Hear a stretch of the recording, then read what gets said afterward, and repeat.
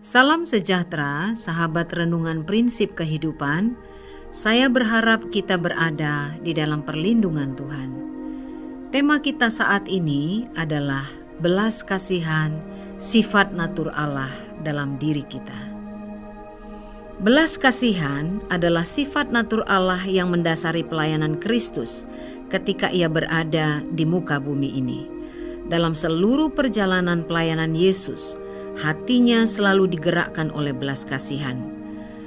Manakala Ia melihat orang yang tidak berdaya dan membutuhkan pertolongannya, tangan Yesus selalu terulur dan berbuat sesuatu untuk mengatakan, "Aku mengasihimu."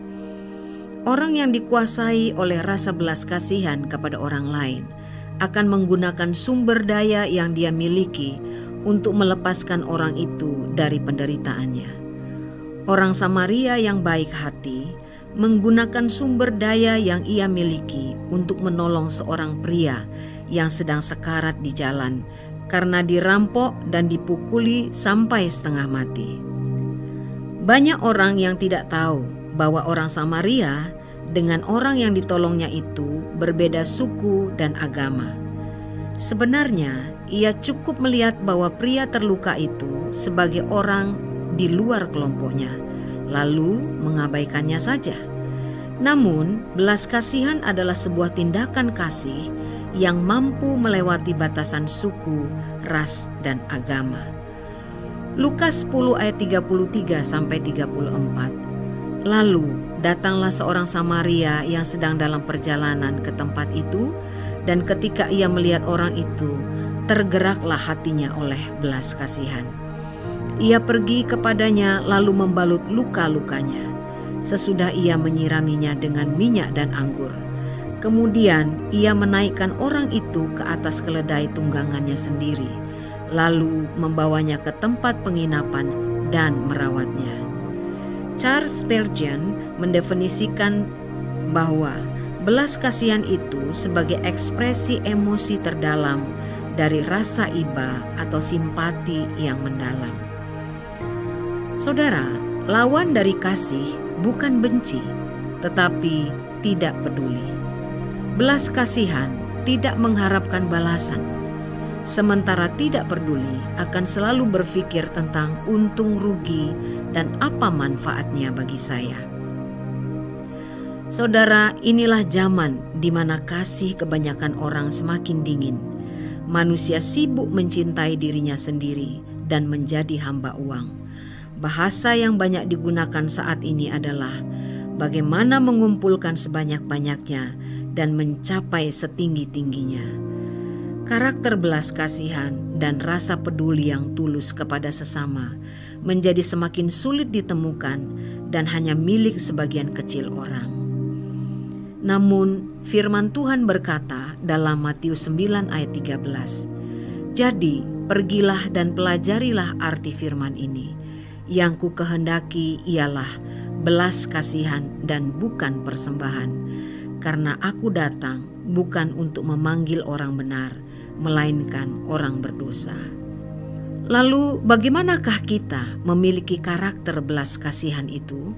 Yang pertama, saudara tidak perlu berdoa meminta kepada Tuhan rasa belas kasihan ditaruh di dalam hati kita, baru kita menolong orang lain. Karena Alkitab mengajarkan kepada kita untuk mengenakan belas kasihan sebagai gaya hidup kita setiap hari. Kolose 3 ayat 12. Karena itu, sebagai orang-orang pilihan Allah yang dikuduskan dan dikasihinya, kenakanlah belas kasihan, kemurahan, kerendahan hati, kelemah lembutan, dan kesabaran.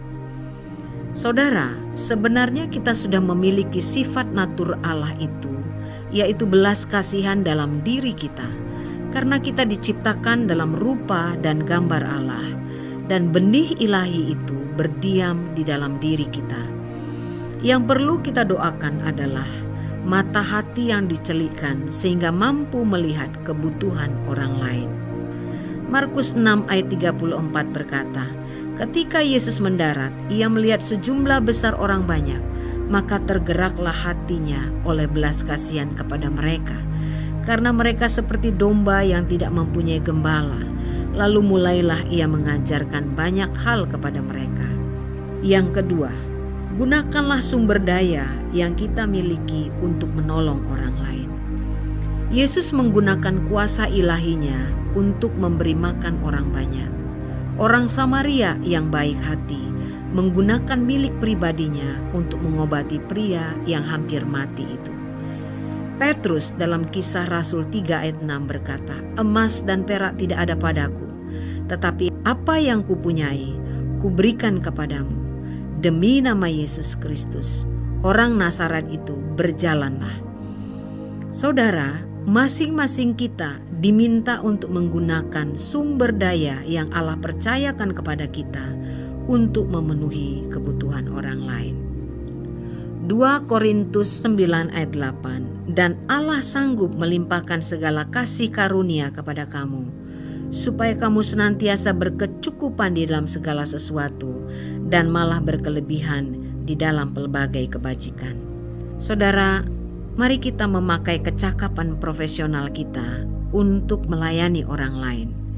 Gereja adalah tempat yang tepat di mana kepedulian kepada sesama didemonstrasikan di sana. Lalu kemudian kita melayani dunia di sekeliling kita.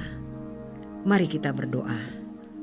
Tuhan Yesus, gunakanlah seluruh keberadaan kami untuk menyatakan kasih Kristus bagi orang-orang di sekeliling kami. Sehingga lewat belas kasih Kristus di dalam hidup kami berbuat sesuatu dan menolong orang lain, sehingga mereka dapat terhubung dengan Engkau. Terima kasih Yesus, kami berdoa dan mengucap syukur. Amin.